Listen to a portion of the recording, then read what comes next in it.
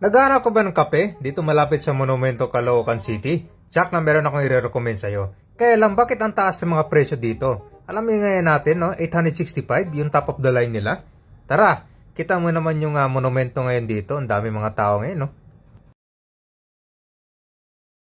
Nandito na tayo sa Tirad Pass, dito sa Caloocan City. Yan, no? So, ipakita ko lang itong famous na bilihan ng kape dito. Yan, I'm sure sa mga taga Caloocan, maraming nagtatanong kung nasan ba to. Actually, ang dami pala mga hotel dito malapit. Halos magkakatabi lang, no? Ito, pagkanan kasi natin, papuntang EDSA na to. Totoo nga pala to. Dito pala yung bilihan ng mga kape. Ayan, Brewing your fantasy. At ito pala yung presyo nila, Ba't yung mahal ng kape dito? Frap 865, latte 565, espresso 365.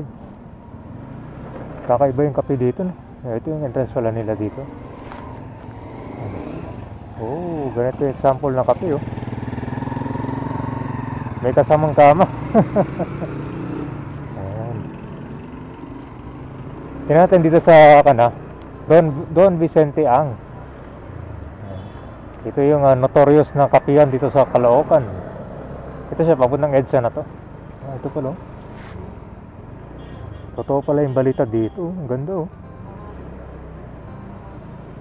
Piling retail na tara kape, 460 lang. May kape ka na 12 hours. Yan, sa mga naghahanap pa, Don Vicente, corner EDSA lang. Dito pala, ang dami mga dito lodge. Kakaibang pangalan to.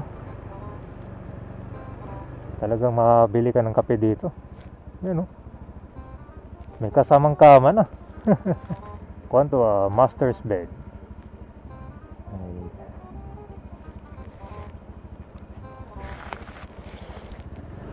So meron silang parkingan dito sa harap. Yan, yung entrance sila. Yan, pwede kayo mag-inquire ng kape dyan.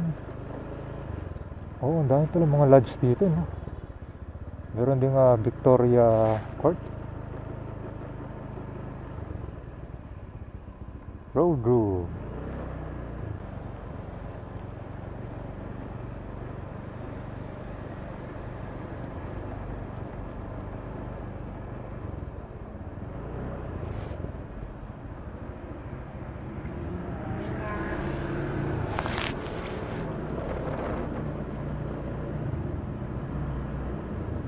So guys, pagpasok nyo dito, ito na yung EDSA. Ayan, dito lang pala yung bilihan ng kape, Legit na legit.